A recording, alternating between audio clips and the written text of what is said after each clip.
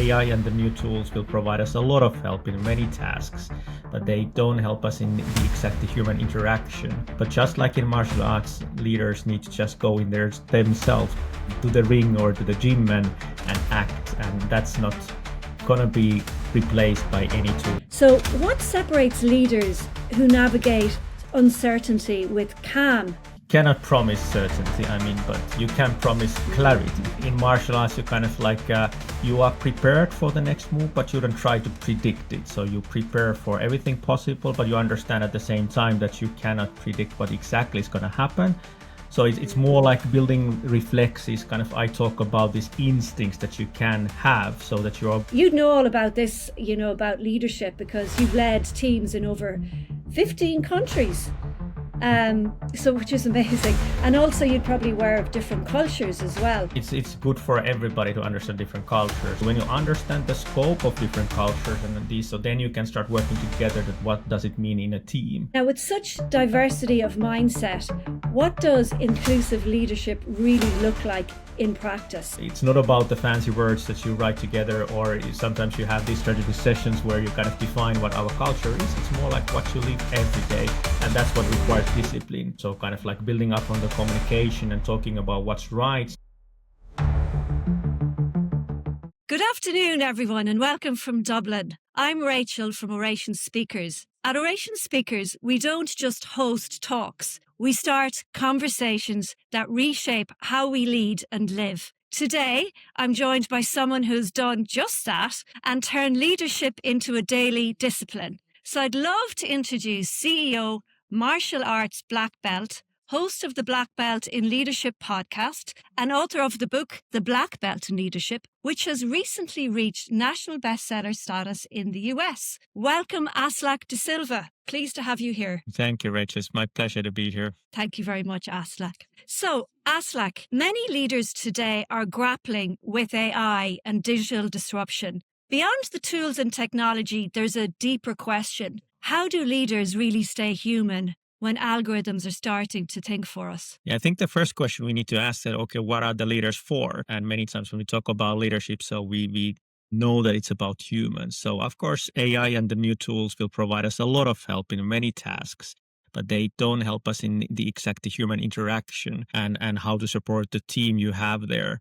So, anything you could talk about, trust to courage to empathy. So those are human skills that there is no tool that can. They might help us to understand what we need to do. They might correct some mistakes and we can ask questions what to do. But just like in martial arts, leaders need to just go in there themselves to the ring or to the gym and act. And that's not going to be replaced by any tool that we have, in my opinion, at least. You often say, Aslak, that culture is the engine of performance, not the byproduct. So for leaders who are running high-pressure organizations, what does it take to build a culture that actually sustains performance for the long term? Yeah, that's a real good question.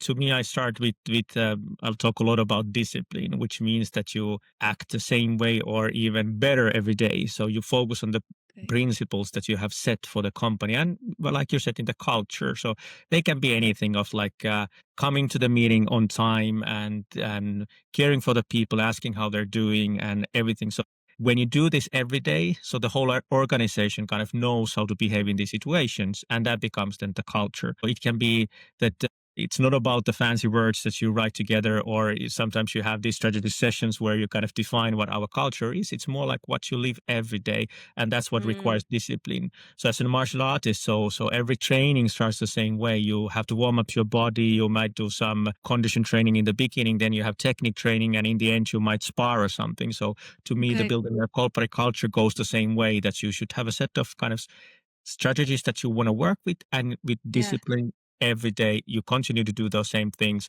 you act in the same way, and that's then what becomes reality in the culture form as well. Thank you for that. And so the pace of change today feels relentless. For everyone. In the economy, technology, and even in our social interactions, everything is so rushed. So what separates leaders who navigate uncertainty with calm from those who burn out or equally freeze? Yeah. Cannot promise certainty. But you can promise clarity. So, that in martial arts, you kind of like you are prepared for the next move, but you don't try to predict it. So you prepare for everything possible, but you understand at the same time that you cannot predict what exactly is going to happen. So it's more like building reflexes. Kind of, I talk about these instincts that you can have, so that you're used to different situations. You basically you know what you should be doing, then you just act. Don't try too much to forecast. So I've talked with a lot of leaders where, for instance, many are commenting like AI is not there yet as an example or something. So they're not happy with the results that they get. And then they start saying that it's not going to work.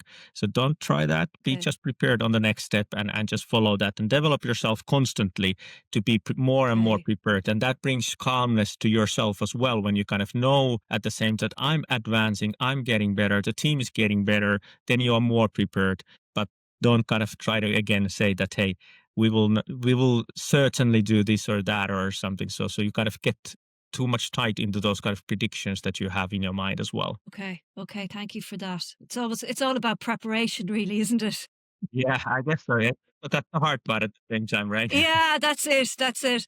So your background in Han Mondo combines techniques and philosophies from several traditional Korean fighting styles. So how has this particular martial arts discipline shaped your philosophy on power, ego, and resilience in leadership? Yeah, I think mainly almost all the martial arts, you start with the bow. So you kind of come when you enter the training place, and before you start training, so you bow. So it's about respect, showing that you're there. It's respecting the training part. It's respecting the dojo, what you call there, or the teachers, the masters. So that is also at the same time that you're humble there. So I mean, the leaders, the same way I believe that when you enter a room or something, so if you kind of mentally bow to the situation and start with humbleness there and put away your ego, start thinking that you know everything, doesn't mean that you have no skills. So you can have all the skills, but that's where you start. So kind of you observe the same situation with this kind of a white belt level where you're just a beginner there to learn and to see what's happening. So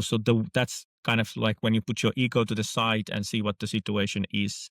So I think, like, again, discipline and humility are kind of going in parallel many times, so that if you can keep yourself grounded constantly and be observant from the start, so then with that discipline, you'll start seeing lots of things, and then kind of step by step start becoming a better version of yourself, but not being too egoistic at the same time. Okay. You mentioned the word dojo there, Aslak. Can you just clarify what that means? Yeah, a dojo is a kind of a training place for martial arts. So often you have like, so it's a training place for martial arts. It depends on what's there is depending on martial arts. It's probably apparent that I don't know anything about martial arts. So that's why I'm asking these questions. It is a fascinating area. So I'm really interested to learn more. Yeah. So across Europe, hybrid work, and not just Europe, in lots of countries, hybrid work is now becoming more like the default. And I think many leaders worry that the culture and connection will erode and start disappearing. What's the one thing you'd suggest maybe they should do differently in this new world of work? Yeah, that's a good question. So I'm born and raised in Finland, so I think the distance here is often longer with people than in many other countries. So we are kind of used to being separated from others. So there are different means of communications, and I mean that you can still be in touch with people and kind of have these. So there are plenty of tools from Slack to Teams and others that you can have a kind of a ongoing conversation with the team and keep everybody updated. Then you have Zooms and others that you can have online meetings and so on. So to me, it's more like a rhythm that you are kind of interacting with the team every day with different means of communications, and then kind of at the same time understanding that different people work differently. I remember when COVID-19 hit and you were fully remote from just like almost in day one. So then I noticed that some people, for instance, they prefer to get an SMS or something. Some prefer to call. Somebody wants to see on videos. And so when you understand that the individual needs of this kind of communication, so you can actually find these different things. Some people are morning people who want to start the morning with a kind of a coffee break. You can have a remote coffee with them if you want to. Or some people prefer to kind of have a Friday off at home and then be more relaxed. And you can take that same kind of attitude. At the same time, I believe that it's good to have a structure in a bigger team as well. That, like, for instance, I was structuring a way that Monday mornings I would talk with my one-on-ones with the team. And then Friday, we would end up with the whole team with an all-employee call. And so kind of like that people would know those kind of time slots where we are supposed to interact and be then maybe Tuesday to Thursday was more like that everybody's focusing on their work, and they might have team meetings. So they kind of knew that in the middle of the week, then you're working with the team. Monday and Friday, it's the whole company as an example. So you can still build these structures and make it visible for people to know that you are there, even if you're not physically seeing. And then on top of that, I tend to advise people that you might have once or twice a year, or even more often, this kind of all hands on decks where everybody's coming together face to face, and then you spend time doing something together rather than having that one talking head explaining strategy. So maybe go out to do some sports together or adventures, and just kind of get that feeling when you are together as a team, as human beings, and get that experience a couple of times a year, and that might be sufficient enough for many. Okay, so it's kind of like honoring their individual needs and how they work, and then have structured meetings, and then meet as a team a couple of times a year so people can have a bit of fun, do some team gathering activities, and get to know each other again. Love it. Yeah, So, exactly. Aslak, you'd know all about this, about leadership because you've led teams in over 15, so which is amazing. And also you'd probably aware of different cultures as well. And now with such diversity of mindset, what does inclusive leadership really look like in practice? Yeah, I mean, it's good for everybody to understand different cultures. I'm half Sri Lankan, half Finnish, so I was kind of from the start. I got to learn from working with different cultures and talking with different cultures. So there are huge differences. Like we already mentioned, and Finnish people might be very straightforward, and I was living in Sweden where people were very talkative, and they were asking opinions from everybody. And then when you go to Sri Lanka, so people might be very hierarchical. So if you have a title of a CEO, so you will not talk to anybody, you will only talk to the CEO. So when you understand the scope of different cultures and these, so then you can start working together that what does it mean in a team. And so I tend to take something that I'm strong with. So kind of like building up on the communication and talking about what's right. So I've always shown my weaknesses, and kind of when I'm making mistakes and talking about those. So kind of showing everybody that that's fine. And that's how kind of you build this separate company culture from these kind of maybe nationality cultures that you're born with. So kind of like have a common language, have a common way of working together, have maybe this kind of vulnerability or something that is maybe difficult for everybody. And then when you get everybody on board, they hear from the leader how you talk about them and you admit your mistakes, as an example here. So then people also start following that, and that becomes the company culture. One thing which is always important is that you respect everybody. You don't joke about things that are maybe on the gray side even, so no religion talk or something. So you have to value everybody as they are with human beings. And then you can also all the time kind of segue people in and say that this person here said a nice thing. So kind of that people become individuals, not tied to their culture, and then people start working together. And of course, English as a common language then helps everybody if that's then used everywhere. So always saying that like that don't speak your own language when you're together, just use English so that everybody will understand. So nobody's kind of left out from the conversation because some people just happen to speak the same language.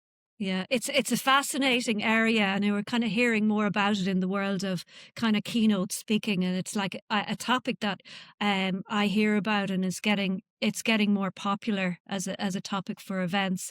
So, Aslak, you've written that each stage of a company's life demands different leadership styles. How can senior executives recognize when it's time to evolve their own? Yeah, that's a good question. So, I mean, there are small teams to big corporations. You might be in one location to many, and you might be a new company. You've been there for centuries. And so, I mean, the business is in a different side. Sometimes you are maybe a visionary leader who's changing the kind of the whole industry, and sometimes you are maybe defending the old industry with existing customer relationships. So all these require different skill sets, and you might be in different industries which require different. But when you're in a growth company, so which I have the most experience of, is that you see that you have a maybe team that you know everybody by their first name, and then it starts to grow in a way that it starts to become bigger. And as a leader, to me, it's more like that, especially when you're leading a growth company. So if you're a CEO, so you should still be looking forward and kind of outside of your company. And when it comes like too much stress for you to kind of try to remember everybody or everything that's happening in the team, so then you need to probably different layers. And then you can set up teams in a way that, okay, you have to maybe have a leadership team that then separates the tasks. So I always say that it's always good that there's somebody looking inside the company, because there are processes, there might be people that are not feeling good, or there are some great talent that you're not aware of. So somebody should look inside, but don't forget that somebody also needs to kind of go full steam ahead. And then when you go to different markets, and then it happens the same way, that you cannot be observant for all the markets. So then you need more eyes on different markets, and when the team grows. So I'm not sure, some say that when it's 50 to 100 people, so then you need to start having a leadership team, and so kind of like separate the tasks and empower others to make decisions, and then you start leading in a different way, because then you will not interact with everybody individually. You will just need to interact with your close leadership team, and they need to interact with their teams. But as said before, I mean, it's still good to have some all hands on decks where everybody hears from the CEO, as an example, where they are communicating. When you enter a new maybe continent, so the same happens, that you need to kind of separate them too, so that everybody's focusing on their kind of focus areas, and then you need different leaders to kind of lead different places. And that's at the same time hard part for when you grow into these moments, so that you kind of need to let go of some of your focus areas. You need to trust the people that you have in your team, that they will take the steps forward, not just that you will know everything, and you should pick up your strength and your focus and leave room for the others to lead their parts as well. Very interesting. So it's kind of like, as you mentioned there, empowering others, but also that trust of letting go and giving people the authority to take some of the responsibility away from you, or people in authority. It's very interesting. Aslak, in boardrooms, we still see leaders in boardrooms, we still see leaders equating authority with armor.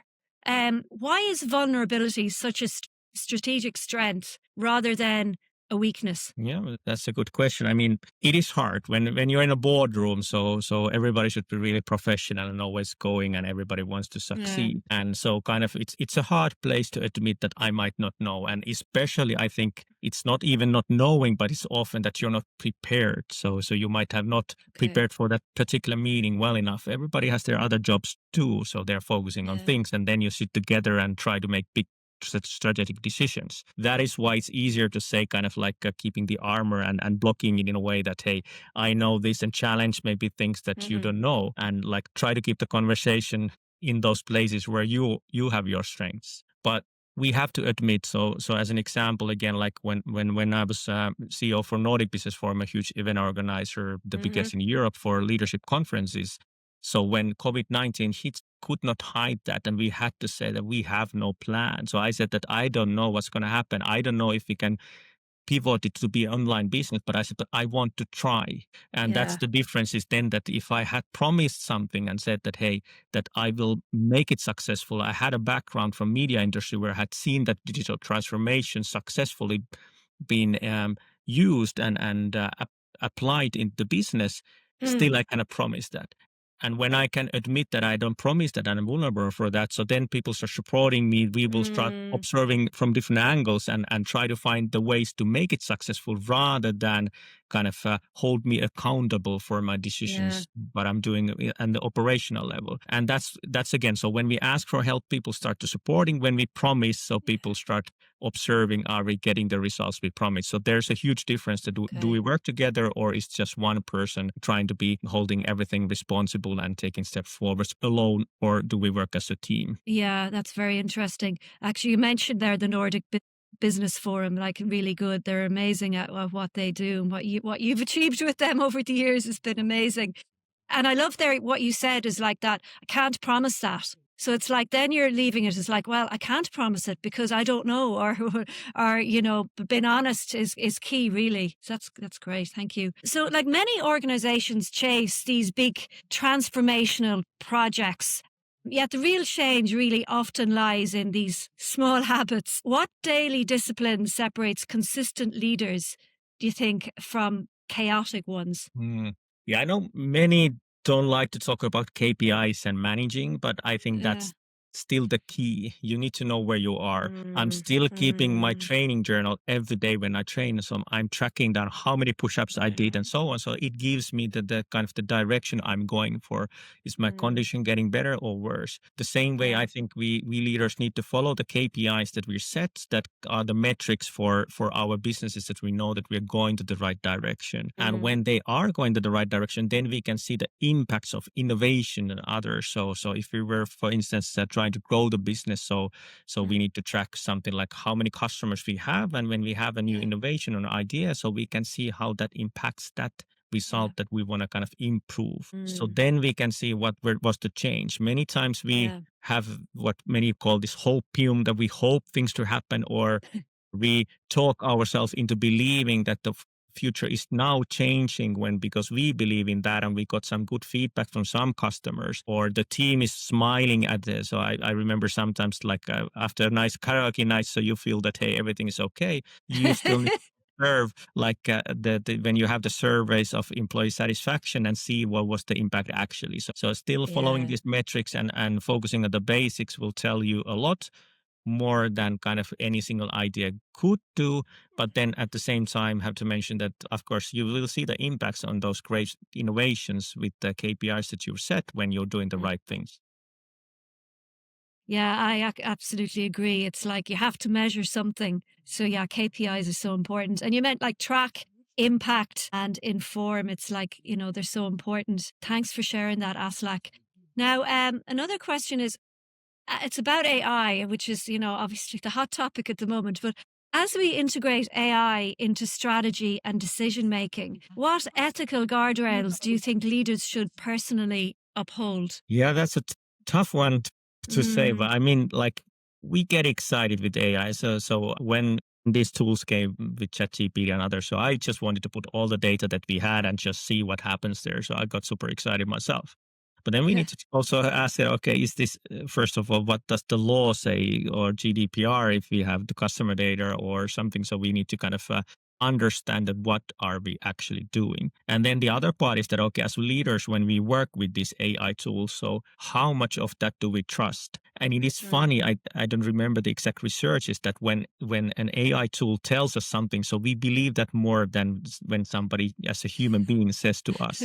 So if they coach us to say that, hey, you did a great job, so we believe that more than actually a human saying that you did a great job. So, which is then funny that, okay, who do we trust in the end? Not sure if that's an ethical direction to understand that, but I mean, it's good to understand that why, like, question yourself that why do we trust AI more? And still, there are lots of things. So humans have built AI, so it's not perfect. And even if it has all the information in the world, somebody has been generating some results of it, and you can even try to influence what the AI is telling. So similar, we have search engine optimization. So there is AI optimization where people are feeding back information or how the AI should answer different questions. And we don't know what has happened there. So I would be super careful when we are working, especially when it's business critical, or you have data that you're not supposed to share what you're sharing, and especially then trusting what's happening there. So I would always question that,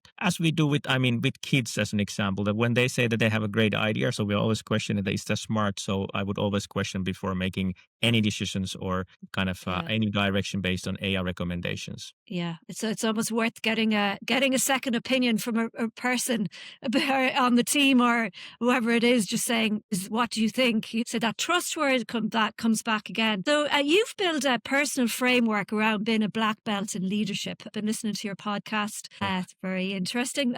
For senior leaders under pressure, how can they access that kind of centered presence? Like in times of layoffs and transformation, trust often disappears first. So how can leaders rebuild it authentically and not kind of performatively? Yeah. I mean, when we look at martial arts fighters or boxers or something, so they have this when they are fighting, so they often have maybe 3-minute rounds, and then they have 1-minute break, and then they go back. Yeah. And when I'm coaching other leaders, and I have this kind of different levels that I coach, a white belt level to others, and so I'm saying that with Okay. that, when we have that break, so there's a different person coming out of the break. So even if they're losing the fight, so they kind of, when they sit down to the bench and they had just 1 minute break, they take a sip of water, coach is telling them something, and they go back and they are different persons. So, I mean, we should as leaders do the same. So when we see that the fight is going or the conversations are going to the wrong direction, we start getting tired, we cannot control our emotions. We should just take that break, close our eyes, deep breaths, maybe take the sip of water, maybe somebody tells us something or listen to a music so that we kind of tune off for a while and then come back in as a different persons and like just get a hold of ourselves, get a hold of our thoughts and be the person we want to be. So in stressful situations, when we drain our energy, so we lose kind of the control that we used to have, and we might start behaving as people that we would want not to be anymore. Yes. And that's the time to take that short break and ask yourself that, did it go right or wrong, and come back. Like again, that's why I love martial arts and the fighting experience that I had, because when you made a mistake in the first round, you can come back in the second round and not do that same mistake. Okay. And it's easy to remember because you don't want to repeat the same mistake because it hurt the first time probably. But leaders, we think the same way, that why don't you take the break, and when you notice doing yourself something wrong, you can just say that, sorry, I just need a break. You can go for toilet break or coffee break and come back as a different person. And suddenly the things start to be better in your control, and you can be a better human being and a better leader in those moments. Yeah, that's a super answer. And when you said be the person you want to be, so it's like, I suppose take that break, walk away, refocus, recharge, think about what you want, think of the person you want to be, and then come back. I love that. And it's not that difficult to actually, but it is sometimes difficult to walk away when you're in the middle of it. Yeah, it is. But It is. And I mean, to admit yourself that, hey, it's going wrong way now. And so kind of like stop that. So of course I understand that, like you were saying, that in a meeting it might be difficult, but still you can do something. So I don't know, drop a pen on the floor or something that just to break the rhythm, so that there's something happening. Or I mean, sometimes I'm even happy when the phone rings because it distracts everybody. So that distraction gives you time to kind of regroup yourself, think that who do I want to be? Was that going to the wrong direction? If it was, just change how you're behaving and everything can change. Love it. That's brilliant. Thank you, Aslak. Executives pour millions into technology, but sometimes overlook the culture carrying it. What's the missing link, do you think, between digital success and people success? Yeah.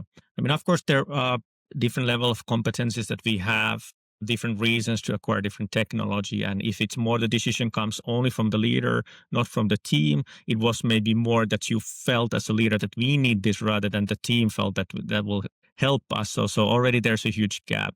So, I mean, this is a lot about communications and understanding what we're doing and getting the kind of buy-ins from the team first, and even better if it's their suggestion. So you can always ask before you make a decision and say that I feel that this is what we would need. What do you feel? And take them in, or say that, hey, you can even go in a harder way. Say, I'm not happy what's happening here now. I believe we need a change. This tool could help us. What do you think? So rather than blaming the team that you're not qualified enough or you're not doing a good job, so you can say that, hey, I'm trying to find a solution here. What do you think? That should we do this? And then you get the people talking about it. So was the problem there, or they might be happy that you're supporting, and again turning it in maybe in a positive leadership way of working, rather than saying that I found this, you need to use that. So I think a lot of these things are happening here in a way that we forget that we're trying to support people, but we are not telling them that, where it should start from the team side first, that, hey, I was happy to find this new tool. This might be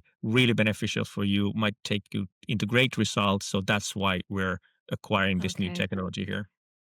Yeah, so it's like it's almost like collaboration, getting their feedback and thoughts about, hey, why you're implementing it and will it work? Yeah, so it's not just going ahead and doing it, hoping. No. And again, like it might be the right call. So it might be that they're not doing their job well, but you're saying to them that I'm trying to help you to succeed. Rather than pushing it in a way that this technology is the one that saved us. So again, we want the team to feel confident that they're part of the journey, and as a company succeed because we have the team. It's always better rather than that we had the technology. So if you were giving a reference to the technology provider, you should still say there that the team used it well rather than that the technology saved us. So with these different kind of sides of the communication, so you can build a motivated team that trusts you, or then you're showing that you personally fixed the problem with this technology and the team did nothing. A very interesting angle. Never thought of that before. That's really good. Now, the other thing that's happening a lot lately, unfortunately, is burnout, and it's kind of rising across leadership ranks. How can executives protect their mental fitness without losing their drive? Yeah. I mean, burnout can happen for Mm, many different reasons. I try to simplify. So one, of course, is that you kind of don't see your way out. So you might not have a vision for the future, or you're not passionate anymore what's happening. So I mean, Simon Sinek talks about this. Talks about the start with why. So you kind of yeah. understand why you're doing what you're doing, and if you're motivated and passionate about it, so unlikely you feel that it's draining your energy, because every day you feel super good to come to work and just push through. Of course, still stress happens once in a while, which then needs that you kind of need to control and have some kind of maybe training regime that helps you out to kind of take away the stress. And that comes then the other part, Okay. which I feel that is if you're in good condition, physical condition, so Mm, you are more resilient for stress. And that's also the way to get rid of stress. So I believe that you should have routines that, like, I start every morning by meditating a bit, and then I okay. stretch, and then I warm up my mind by learning something new. So I read books or listen to Okay. podcasts or audiobooks. So kind of every day I'm prepared, I'm warmed up before kind of the work starts. It's again, like, you would never Yeah. enter a fight, full contact fight, without warming up your body. You want to be Yeah. prepared. And if you do that, so then you start noticing that, okay, today I'm not at my best. And that's also fine, but then you don't push yourself to the limit. So you kind of start controlling your own energy into the places where your focus is needed, rather than putting it everywhere. And that's one of the Okay. reasons why I see, especially many startup founders or CEOs or growth companies, so they want to focus on everything, and they actually Yeah. don't have energy to do that. Maybe their physical condition isn't there, they are not sleeping enough, they're not eating well. That is Mm, why it's super important to kind of make these basics into the level that it yeah. supports you. Be almost like a professional athlete, thinking of how they recover after hard training. And with those steps, then you avoid this kind of physical burnout, which is also happening, which we don't actually talk about that much, that we just cannot endure the stress anymore. And we only talk about the mental side, which is then the cause of that we physically cannot endure the stress anymore. Fascinating, because I know people are so busy. They're so busy. Sometimes they think by getting up and meditating or reading or exercising before work that it's a waste of time. Yeah. So, but it's not. It's like it's so more makes you more so much more beneficial. Yep. Interesting. I mean, when I coach leaders, so executive coaching there, so I tell them that, okay, let's stop eating. When do you start noticing that you haven't ate something, or you have no energy? So it comes quite quickly. With kind of condition training, it doesn't happen as quickly, but it's even more harder to change the course, because if you're Okay. hungry, you just eat, so you're fine. But with training, you need maybe a couple of months of training. So when you understand that, okay, here is something that it's not a sacrifice, you cannot sacrifice that kind of training. So you have to put something in, and it can start anything from walking 20 minutes per day. And when you get a better fit, so you can run that 20 minutes, and it doesn't need to be much, as long as, in my opinion, as long as you kind of get in a better condition every day, it's on the right direction. If you start losing your condition there, and you physically cannot endure the stress anymore, then you're gone. You have no chance to kind of recover, and burnouts often Yeah. happen in these moments then, yeah. Yeah, unfortunately. Yeah. So the last question, Aslak, is really we talk a lot about, say, accountability, yet many teams still wait for instructions. How do you transform a team from compliance to true ownership? Think comes a lot with kind of showing the trust to the team, so that, hey, you trust their expertise. And I think one of the key words that I've been talking about is empowerment. So that kind of Mm, you might talk to the team and explain that, okay, here's what we are trying to achieve, but I trust you that you will find the way to get there. Empowerment at the same time means that you give them enough resources to do that. And when you give yeah. enough resources, so people feel more accountable, that, hey, I got the trust from the team, I got the trust from the leader, that I can fix this. And then they start really owning their problems and be feeling like more accountable. The other one that often, like, the comparison is that if you delegate to somebody and say that I want you to do this, so they want Mm, to do the best they can, but delegation often means that they cannot do it 100% because they miss some instructions. It's impossible to delegate in a way that the okay. other person knows exactly what you were thinking to be done. With empowerment, the idea is that you trust that the person will find a way that's even better than you could have done ever. So I mean, to me, it starts from there. So kind of and talking about open communication and clear communication, clear access to you, so that people, when they have found out something or they have an idea, so they need to be able to come to you and say that, hey, can I do this? I had this idea, and then again, you can build kind of a positive spiral and say that that's a great idea. I fully trust you. Great that you're on the job.